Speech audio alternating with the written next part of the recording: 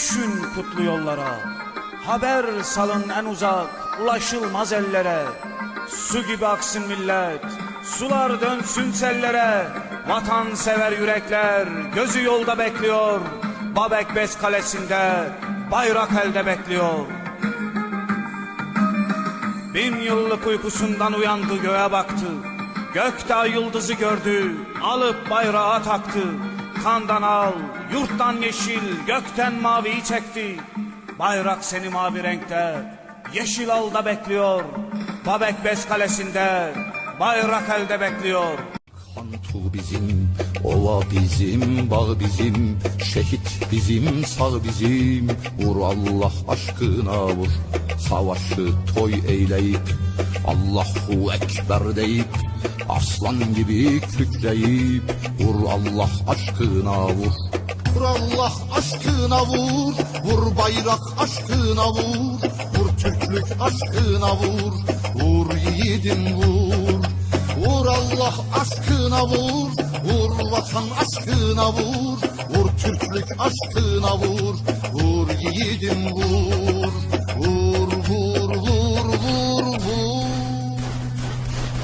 Vur Allah aşkına vur, vur bayrak aşkına vur, vur Türklük aşkına vur, vur yiğidim vur.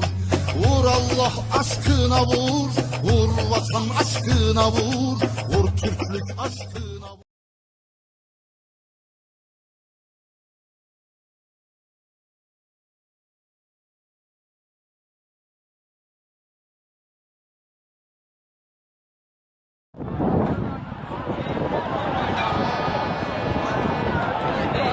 Sulun cemaati. Havadan vurdu, havadan cihanı çaldı. Özler kurumsal, yine lansa gele havadan şey edirler. Bırak vermesin.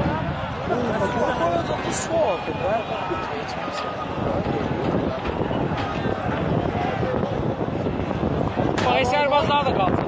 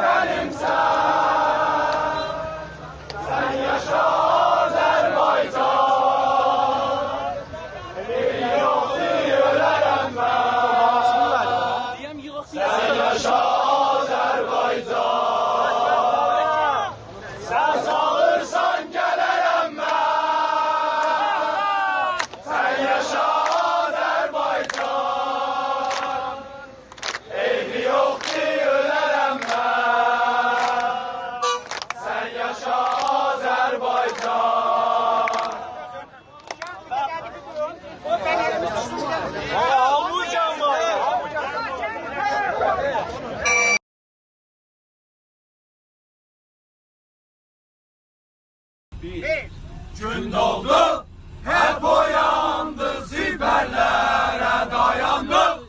Gün doğdu, hep uyandı, siperlere dayandı.